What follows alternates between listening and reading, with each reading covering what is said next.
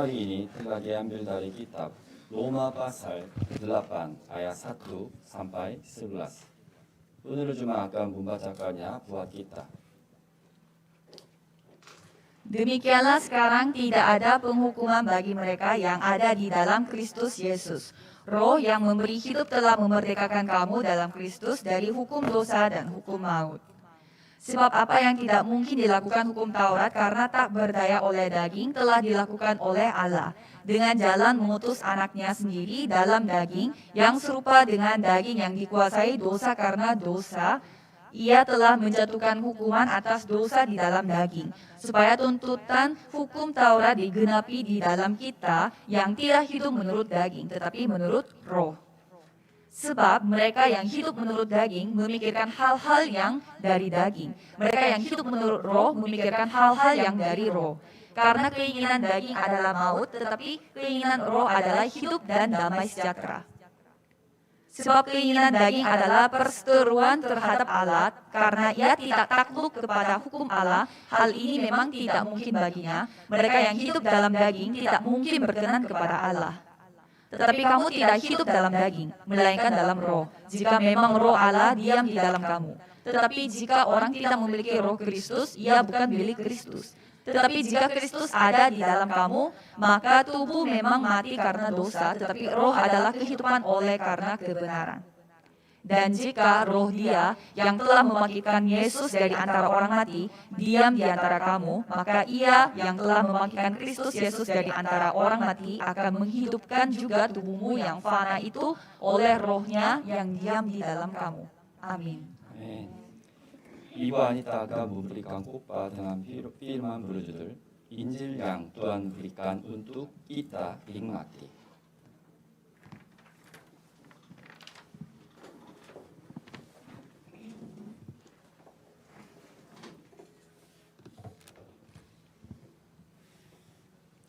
Mari kita mengakui iman kita, Yesus adalah Kristus, anak Allah yang hidup. Yesus adalah Kristus, anak Allah yang hidup. Amin. Mari kita saling memberi salam. Saudara adalah hamba kebenaran. Saudara adalah hamba kebenaran. Ibu Emi adalah hamba kebenaran. Judul khotbah hari ini adalah Injil yang Tuhan berikan untuk kita nikmati. Diambil dari Roma 8 ayat 1 sampai 11. Sebagai pengantar, dalam kitab Galatia, Rasul Paulus menekankan fakta bahwa hanya Injil penyaliban dan kebangkitan Yesus Kristus yang merupakan Injil yang sejati. Dan juga Rasul Paulus menekankan fakta bahwa kita tidak boleh lagi mengenakan kuk perhambaan dan harus menikmati sepenuhnya kebebasan, kemerdekaan yang diberikan melalui Injil Yesus Kristus. Oleh sebab itu, kitab Galatia disebut surat kebebasan dan surat kemerdekaan. Kitab Roma juga mengandung arus rohani seperti itu. Dengan berbagai sudut, kitab Roma menjelaskan Injil Yesus Kristus yang telah Tuhan berikan untuk kita nikmati sebagaimana judul khotbah hari ini. Secara khusus, saat memulai Roma pasal 8, Rasul Paulus menunjukkan bukti rohani bahwa kita dapat menjalani kehidupan yang penuh dengan kenikmatan. Demikianlah, sekarang tidak ada penghukuman bagi mereka yang ada di dalam Kristus Yesus. Roh yang memberi hidup telah memerdekakan kamu dalam Kristus dari hukum dosa dan hukum maut. Amin. Ini adalah perkataan deklarasi kemerdekaan rohani yang menyegarkan hati kita setiap kali kita mendengarnya. Itu berarti hukum dosa dan hukum maut tidak akan pernah menguasai kita lagi. Roma pasal 8 mengandung berkat-berkat Injil yang sejati, sehingga kepentingannya sangat tinggi. Oleh karena itu, teolog Philip Spener yang menekankan kehidupan yang berpusat pada firman, mengumpamakan Roma pasal 8 seperti ini. Jika kita melihat Alkitab sebagai sebuah cincin, kitab Roma adalah sebuah permata. Di antaranya Roma pasal 8 adalah bagian yang paling berkilau. Para ahli Alkitab juga mengatakan seperti ini. Meski seluruh Alkitab punah dimakan api, kita dapat diselamatkan jika kita hanya memiliki Roma pasal 8. Demikianlah Roma pasal 8 memuat inti dari Injil. Bagaimana saudara dapat menerapkan firman ini dalam hidup saudara?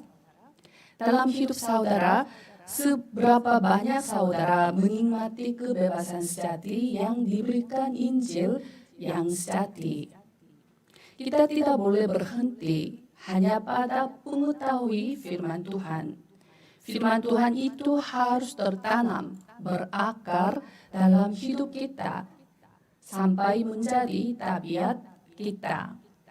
Dengan kata lain, kita harus fokus pada hanya Kristus, hanya kerajaan Allah, dan hanya kepenuhan Roh Kudus, yaitu 3K. Ketika kita menikmati kekuatan surgawi dan berkata-kata, kita dapat menjalani kehidupan yang memberi pengaruh rohani. Kehidupan itu mewujudkan misi surgawi yang menyelamatkan 237 negara dan 5.000 suku bangsa dengan talenta surgawi yang telah diberikan Tuhan kepada kita masing-masing. Amin. Saya memberkati setiap jemaat Indonesia dalam nama Yesus Kristus. Kiranya saudara dapat memiliki bukti yang mengalami jawaban kenikmatan melalui penyadaran yang saudara telah memiliki latar belakang rohani untuk menikmati Injil sejati. Pokok bahasan yang pertama adalah kemerdekaan menurut hukum. Dalam ayat 1-2, demikianlah sekarang tidak ada penghukuman bagi mereka yang ada di dalam Kristus Yesus. Roh yang memberi hidup telah memerdekakan kamu dalam Kristus dari hukum dosa dan hukum maut. Amin. Firman ini adalah firman yang berada di puncak kitab Roma. Firman ini selalu menjadi firman yang memberi kita penyegaran rohani yang menghilangkan rasa sesak. Dalam teks dimulai deklarasi kemerdekaan rohani dengan kata penghubung demikianlah yang menekankan pembebasan total dari semua masalah yang telah terjadi sebelumnya. Secara khusus, masalah terbesar yang mengurang umat manusia adalah masalah dosa yang disebabkan oleh Kejadian pasal 3. Dosa karena tidak taat firman Tuhan oleh manusia pertama yakni Adam menjalar kepada semua orang. Oleh sebab itu, setiap manusia yang lahir di bumi ini tanpa kecuali akan dilahirkan sebagai orang berdosa. Dengan kata lain, mereka yang terpisah dari Tuhan hidup sebagai budak setan dalam dosa dan kutukan, dan kemudian mereka menumpah jalan kehancuran abadi. Khususnya karena manusia yang telah berbuat dosa tidak akan pernah dapat menyelesaikan masalah dosa ini dengan manusia sendiri. Seseorang harus melepaskan ikatan dosa itu. Dia adalah Yesus Kristus. Itulah sebabnya Paulus menekankan bahwa meskipun manusia berbuat dosa, Tuhan mengutus Yesus Kristus untuk menyelesaikan semua masalah kita. Sehingga kita mendapat kebebasan dari dosa dan dapat menjalani kehidupan kemerdekaan sejati. Sekarang tidak ada penghukuman bagi mereka yang ada di dalam Kristus Yesus.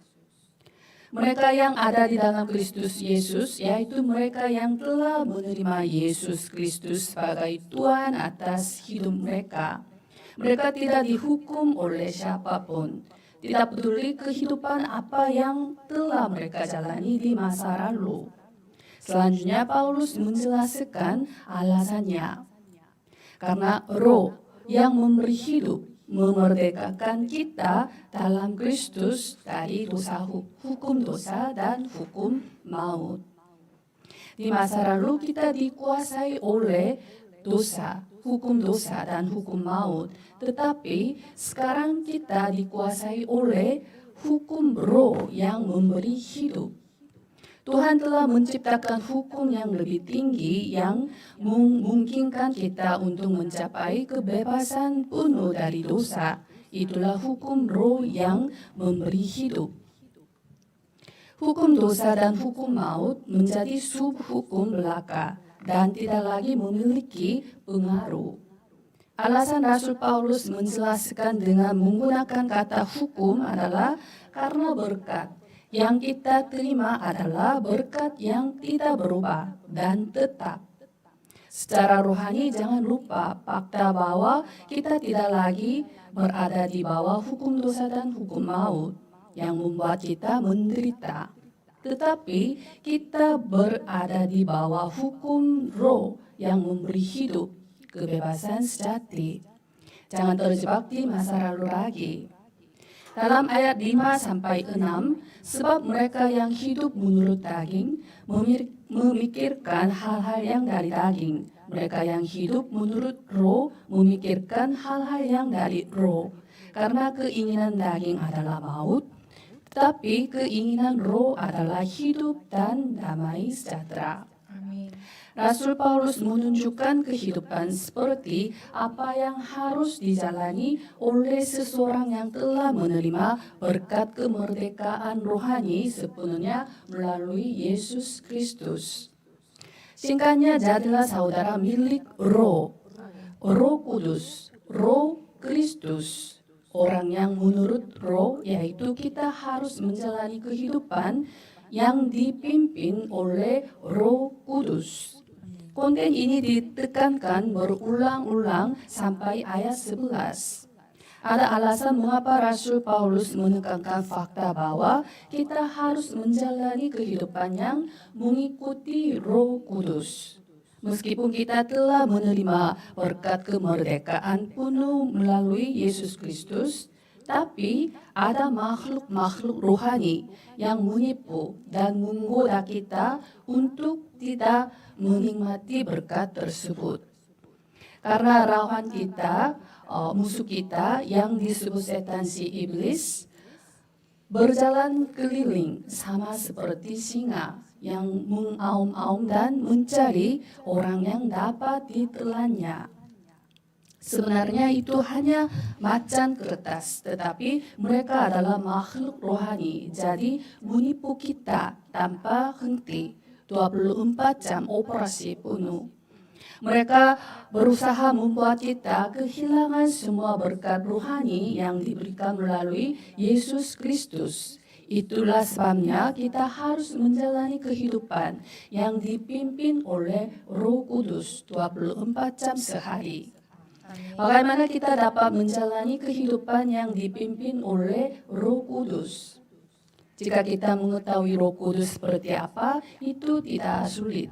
Jika kita membaca Yohanes 14 ayat 17, 15 ayat 26, pasal 16 ayat 13 ditekankan berulang-ulang bahwa Roh Kudus adalah Roh kebenaran.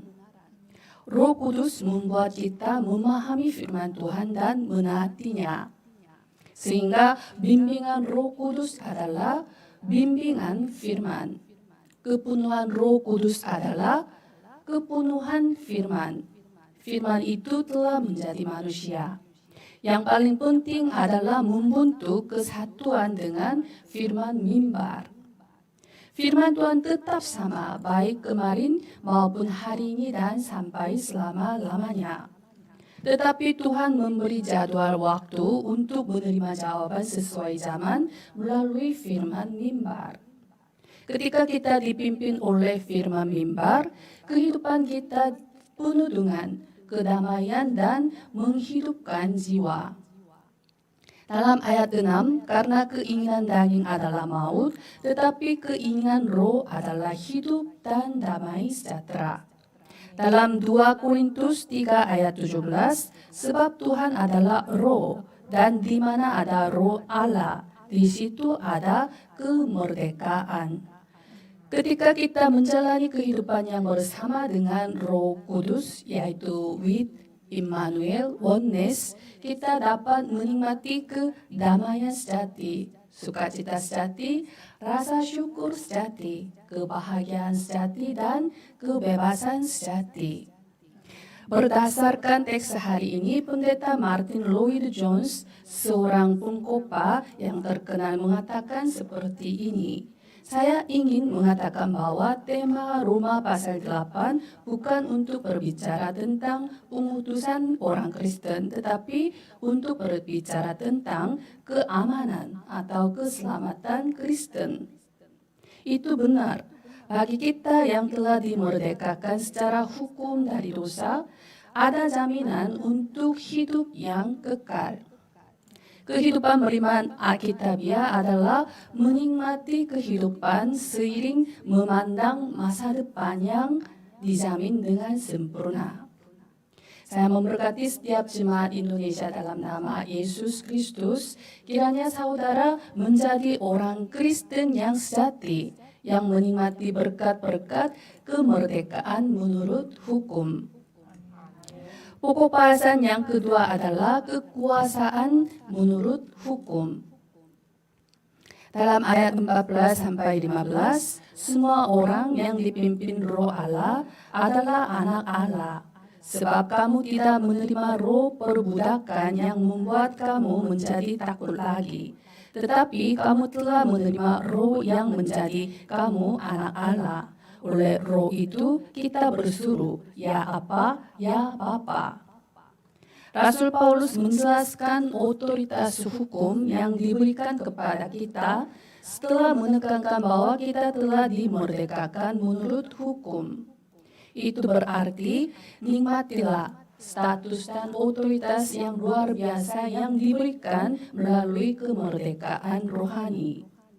Pertama-tama, Rasul Paulus menekankan fakta bahwa kita menerima bukanlah roh perbudakan, tetapi roh yang memberi hidup, menjadikan kamu anak Allah. Pada saat itu, anak angkat adalah istimewa dalam budaya Romawi. Banyak orang Romawi mengatakan bahwa mereka menghargai anak angkat dari anak kandung.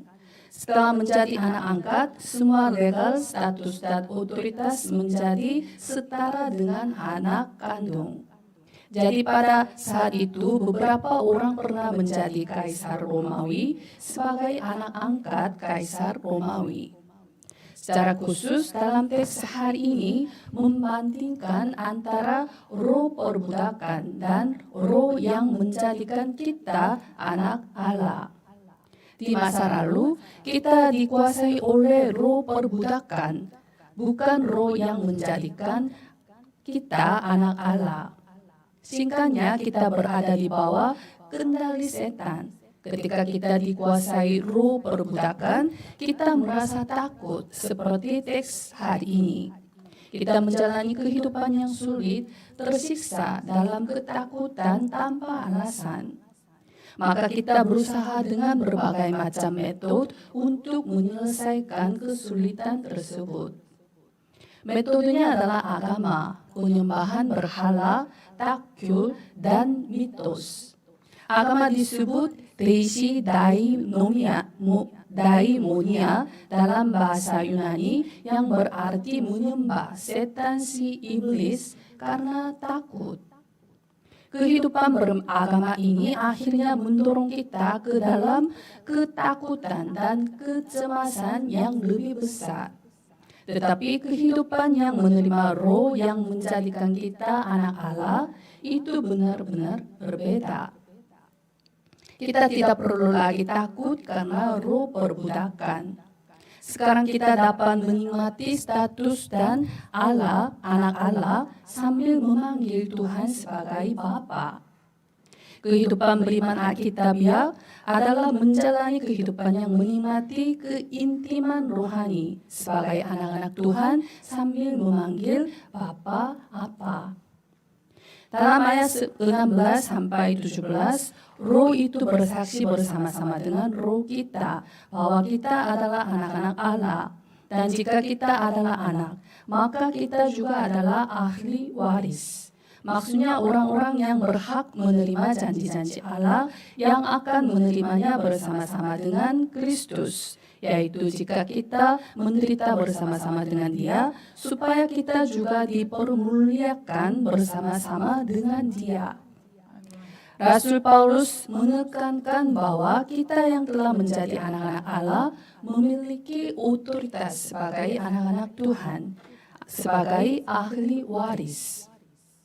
Di antara hak-hak hukum untuk menjadi anak-anak Allah adalah hak untuk warisan.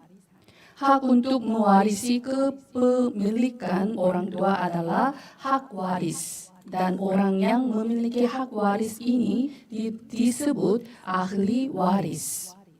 Karena kita adalah anak-anak Allah, kita adalah pewaris Allah dan dapat mewarisi semua yang Tuhan miliki. Dengan kata lain, kita dapat menikmati berkat, hanya keunikan dan penciptaan ulang dengan kekuatan surgawi yang datang dari atas. Bagaimana kita mendapatkan kekuatan surgawi, yaitu heavenly power? Itu dapat diterima melalui dua yang memegang perjanjian. Bertualah dengan otoritas rohani bahwa kita adalah pewaris Allah. Lalu kita menikmati berkat atas surgawi saat berdoa. Dengan talenta surgawi yaitu heavenly talent, kita akan menyelamatkan 237 negara dan 5.000 suku bangsa. Yang merupakan misi surgawi, heavenly mission, diwujudkan. Saat ini Ukraina melawan dengan cukup baik terhadap serangan Rusia. Rusia berpikir bahwa perang akan berpikir pada hari-hari awal.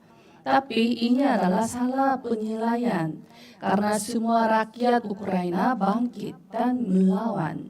Ada banyak alasan untuk ini, yang terbesar adalah sikap Presiden Zelensky.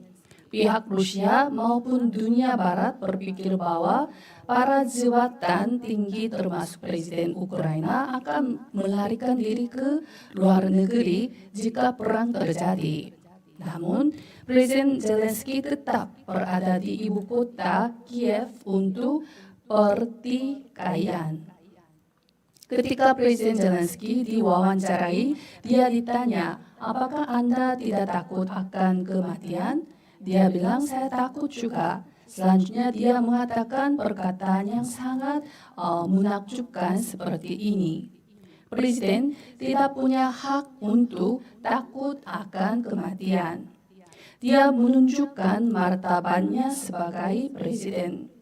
Ketika saya menyaksikan ini, saya menyadari lagi betapa pentingnya mengenali dan menjalani status dan otoritas luar biasa yang telah diberikan kepada kita secara rohani. Saya memberkati setiap jemaat Indonesia dalam nama Yesus Kristus. Kiranya saudara dapat menggunakan otoritas sesuai dengan status sebagai anak-anak Tuhan dan ahli waris Tuhan. Sehingga saudara dapat melakukan tantangan secara rohani untuk memperluas kerajaan Allah sebagai saksi dalam situasi dan kondisi apapun. Sebagai kesimpulan, dosen D.A. Carson di STT Trinity di Amerika Serikat meringkas kekuatan Injil yang luar biasa seperti ini. Injil menutupi semua hal yang telah dilakukan dosa. Ini adalah rangkuman yang sangat sederhana dan jelas. Mereka yang ada di dalam Yesus Kristus tidak perlu lagi mengembara dengan ketakutan dan penghukuman karena dosa. Kita harus hidup untuk menantikan berkat-berkat yang diberikan Injil tanpa ketakutan.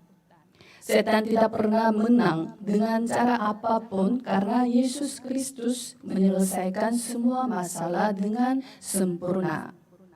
Ketika masalah dan peristiwa muncul, kita hanya berfokus pada Injil saja. Karena ada semua jawaban di dalam Kristus, yaitu Injil. Mulai hari ini, dengan kuasa Injil yang luar biasa itu, kita harus berperan untuk memerdekakan semua orang. Saudara harus menjadi pintu keluar darurat rohani, jalan keluar rohani, cara pelarian rohani, agar mereka dapat keluar dari ketakutan, kecemasan, kekutukan, bencana, dan dosa. Saya memberkati setiap jemaat Indonesia dalam nama Yesus Kristus. Kiranya saudara dapat menjadi komandan ladang rohani yang mengubah ladang sambil menikmati Injil yang telah diberikan kepada kita. Mari kita berdoa. Kami mengucap syukur kepada Tuhan yang merupakan Bapa kami. Tuhan telah menjadikan kami anak-anak Tuhan dan memberi segala sesuatu. Biarlah kami dapat menikmati status dan otoritas sebagai anak-anak Tuhan, dan biarlah kami dapat menikmati kebebasan sejati, tidak lagi mengenakan kuk perbudakan. Melalui doa, kiranya kami mendapatkan kekuatan surgawi dan mencari talenta surgawi untuk mewujudkan misi surgawi, yaitu menyelamatkan 237 negara dan 5.000 suku bangsa. Kami berdoa dalam nama Yesus Kristus. Amin.